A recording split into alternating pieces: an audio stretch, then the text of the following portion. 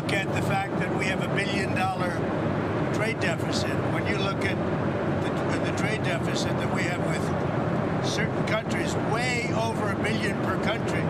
But with China, it's $1 trillion. And we have to solve our trade deficit with China. We have $1 trillion trade deficit with China. Hundreds of billions of dollars a year we lose with China.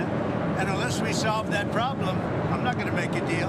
Now, I'm willing to deal with China, but they have to solve their surplus. We have a tremendous deficit problem with China. They have a surplus of at least $1 trillion a year. I think it's like $1.1 trillion. And I want that solved. And no other president's taken it on. I had to take it on the last time, and then we had a rigged election. No other president's taken it on. And so China is, you know, they say the market's spoken. The market, China is right now taking a big hit because everyone knows we're right. They have to pay tariffs because otherwise we have a surplus, that they have a surplus with us that is not sustainable. Mr. President. And we're talking about $1 trillion, you know that, right? We're not going to lose $1 trillion for the privilege of buying pencils from China.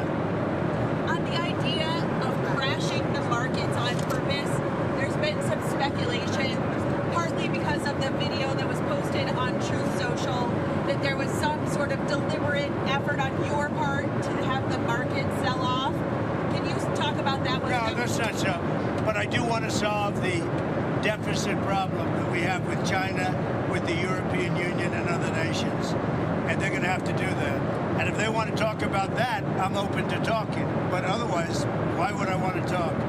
And as you know, because of the tariffs, we have $7 trillion already committed to be invested in the United States, building auto plants, building chip companies, and all sorts of companies are coming into our country at levels that we've never seen before. Biden had nothing coming in. This was a dead company with. This was a dead country with Biden. He didn't know what he was doing, and that's now been proven at least. Trump, this weekend, you talked to a lot of leaders this weekend. Can you tell us, sir, were there any deals made? I spoke to a lot of leaders, European, Asian, from all over the world. They're dying to make a deal, but I said, we're not going to have deficits with your country. We're not going to do that, because to me, a deficit is a loss. We're going to have surpluses, or we're at worst going to be breaking even.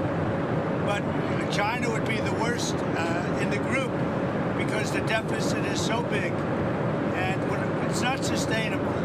And you know, I was elected on this. This was one of the biggest reasons I got elected, was exactly because of this. And we're going to put tariffs, we've already put them on. It's not a question of we will. We're going to put them on. And those tariffs next year will make us $1 trillion. In addition to the $1 trillion, thousands of companies are going to relocate back into the United States. In North Carolina, already furniture people are starting to move back in. In Detroit and Michigan, which I won, because of what I said, what I'm telling you, car companies are starting to open up. In Indiana, a big one is under construction, as an example, Honda. But they're moving in like nobody has ever seen this before. So it's unsustainable for us to allow China to have surpluses of $1 trillion. We will be taking in over $1 trillion over the next short period of time with the tariffs that I've already instituted. They're already in place. Now, what's going to happen with the market, I can't tell you, but I can tell you our country has gotten a lot stronger. And eventually, it'll be a country like no other. It'll be the most dominant country economically in the world, Mr. President, which is what it should be. Is there a Trump put, though? Is there pain in the market at some point you're unwilling to tolerate this idea of a Trump put? Is there a threshold? I think your question is so stupid. I mean, I think it's I don't want anything to go down. But sometimes you have to take medicine to fix something. And we have such a horrible, we have been treated so badly by other countries because we had stupid leadership that allowed this to happen. They took our businesses, they took our money, they took our jobs, they moved it to Mexico, they moved it to Canada, they moved a lot of it to China, and it's not sustainable. We're not going to do it. Now we have hundreds of billions of dollars is pouring into our country on a monthly basis. It's pouring. It's already started because I put tariffs on. And eventually it's going to straighten out, and our country will be solid and strong again.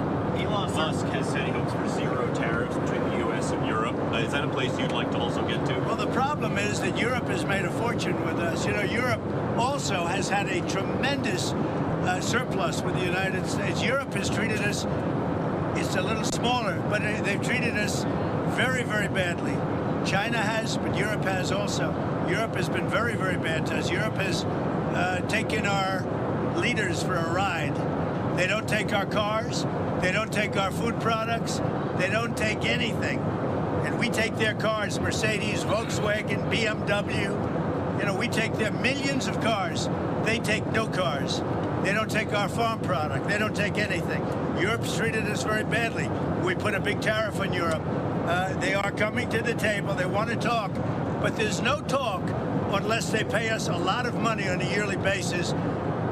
Number one for present, but also for past, because they've taken a lot of our wealth away, and we're not going to allow it to happen. Sir, have you talked to any tech leaders over the weekend about the tariffs? Yeah, I talked to the biggest in the world. I talked to the biggest of them all, many of them, but I've talked to, I would say 4 or 5 that are considered the biggest. They don't, you know what they said? We don't blame you. Who did you talk to? I don't want to say. I'll put it out. I may give it to you. NVIDIA CEO? I have to find out if they mind. You know, I don't know if that was a confidential call or not, but we had 5 or 6. I've spoken to many countries. They all want to do, just so you understand the power of what I'm doing. Every country is calling and being very solicitous of us. Very, very nice. They're being very nice. And we have to be able to justify. This is not sustainable. The United States can't lose $1.9 trillion on trade. We can't do that and also spend a lot of money on NATO in order to protect European nations. We cover them with military, then we lose money on trade. The whole thing is crazy. And I got elected on that basis. We explained it. You know, the American people understand it a lot better than the media. But the media understands it. And much of the media writes correctly about it, I must say. Sir, okay. Sir, when are the next set of talks with Russia, and who will participate, and where are we in terms of making progress in terms of peace? We're talking to Russia. We'd like them to stop. I don't like the bombing. The bombing goes on, and every week thousands of young people are being killed. And it's a horrible thing that should have never started, would have never started if I were president, 100%. On the tariffs, is it a negotiation now? Bloomberg, sir. Is it a negotiation or rules of the road? Go ahead. Another question, please. Sir, about TikTok. She asked too many questions. Sir, about TikTok, there was a report that there was about to be a deal, but China changed its mind because of the I'd tariffs. say it was largely true. The report is that we had a deal pretty much with TikTok. Not a deal, but pretty close. And then China changed the deal because of tariffs. If I gave a little cut in tariffs, they'd approve that deal in 15 minutes, which shows you the power of tariffs, right? Mr. President, former New Hampshire Governor Chris Sununu is saying that he'll win the open Senate seat in New Hampshire and that he has no doubt you'll support him if he runs. Is that true? True. I told him. He came to my office, came to the Oval Office, and met with Chris Sununu, and I support him fully. I hope he runs. He's been very nice to me over the last year or so. But no, I hope he runs. I think he'll win that seat. Sir, when we get into late summer, early fall, and people are doing their back-to-school shopping, do you think they'll have inflation to worry about at that point? I think there's not going to be. I don't think inflation's going to be a big deal, because if you look at me, I took in hundreds of billions of dollars. This is not new to me. I took in during my 4 years hundreds of billions of dollars from China. And we also took in a lot of money from other countries, but in particular China, because it was just getting started. And we had no inflation. Who had inflation was Biden. Biden had the worst inflation in the history of our country. I had no inflation. We had a perfect country. We had no wars. I ended them all. I defeated ISIS. Everything was good. And then when this numbskull got in, as they really call themselves now, numbskulls, but when he got in, bad things happen to our country, including our open border, that now we're doing very well with. You know, we have the best numbers on the border that we've ever had. Speaking of the border, have you talked to Attorney General Pam Bondi recently about the cases going on with the deportations? Yeah, sure. It's really sad when you think that Biden allowed millions of people to come in, and if they find one, now I will tell you, the one, somebody said he's a member of MS-13, not Tren de Aragua. He's a member of MS-13, and therefore he should immediately be brought back. Well, MS-13 is just as bad as Tren de Aragua. So they say, oh, we made a mistake because he's not with them, he's with MS-13. Bring him back, bring him back. MS-13 is a very bad group. Sir, how concerned... Maybe as bad, actually. How concerned are you about the measles outbreak? There was another fatality today, and what else would you like to see in terms of the response? Well, I think they're doing reports on it. It's so far a fairly small number of people relative to what we're talking about. It's something that people have known about for many, many years. I mean, measles has been, you know, this is not something new. And we'll see what happens. But certainly, if it progresses, we'll have to take action, very strong action. El Salvador's president said on X that he'd been invited to the White House on April 14th for a working visit to discuss Tren de Aragua and MS-13 and other ways we can support each other, the U.S. and El Salvador. I was curious if you could expand more on what some of these other ideas you have for El Salvador. Well, I think, you're in the way of that camera, by the way. You should at least say that the camera operator should probably say that she's shooting the back of your head, you know. I don't know why she doesn't say it. I have to say it instead.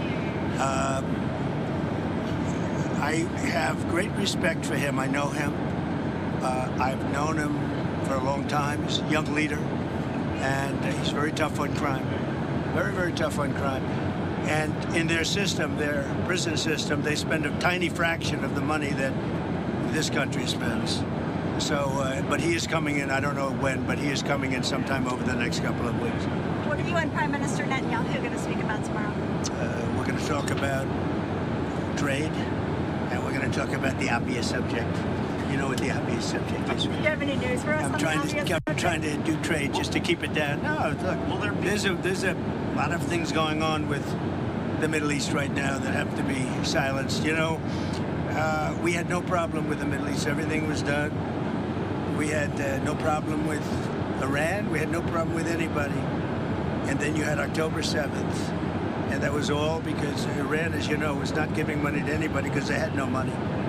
Now they have a lot of money. So we'll see what happens. So back to El Salvador, the president there said he would be willing to take American citizens in the federal prison population. Is that one of the ideas you're going to be discussing? Well, I love that. If we could take some of our 20-time wise guys that push people into subways and that hit people over the back of the head and that purposely run people over in cars, if he would take them, I'd be honored to give them. I don't know what the law says on that, but I can't imagine the law would say anything different. If they can house these horrible criminals for a lot less money than it costs us, I'm all for it. But I'd only do according to the law. But I have suggested that, you know, why should it stop just at people that cross the border illegally? We have some horrible criminals, American grown and born. And if we have somebody that bops an old woman over the head, if we have somebody that is in jail 20 times and goes back and shoots people all over the place and then has a bad judge or a bad prosecutor that do nothing about him, all they worry about is politics, they don't worry about that. I think if we could get El Salvador or somebody to take them, I'd be very happy with it, but I have to see what the law says. Okay, what else? Can you say, did you agree to lowering tariffs for any of the countries that you spoke to today? So what you understand, Jennifer, you have to understand this. We have massive surplus countries that we're dealing with. We have massive deficits. We've got to straighten that out because you can't continue to be that way. It's been that way for years now, and it can't go on any longer. And we're the piggy bank. We have all the advantages. Forget markets for a second. We have all the advantages. We'll get it straight out. We're going to become a wealthy nation again. Wealthy like never before. And we're not going to let other nations that have been ripping us off, whether it's China or the European Union, with all of the European nations that have just made, it's been like a feast. Look, the European Union was formed for one reason. You know what that was? To rip off the United States. So put that in your bonnet. I hope you had a good flight. Have a good time. Thank you for your time, Mr. President. Bye, guys. Sir.